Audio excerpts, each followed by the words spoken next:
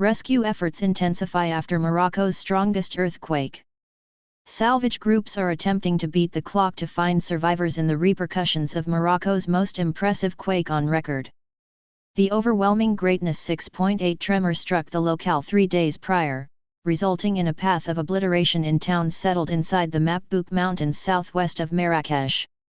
Official reports affirm the heartbreaking loss of almost 2,500 lives, with around 2,500 people supporting wounds, a considerable lot of them extreme. Because of this disastrous occasion, Morocco has acknowledged offers of help from a few nations, including Qatar, Spain, the UAE, and the UK, who have sworn to dispatch search and salvage groups. Moroccan specialists are intently organizing with these unfamiliar groups, with 4 offers acknowledged to guarantee viable and productive guide conveyance.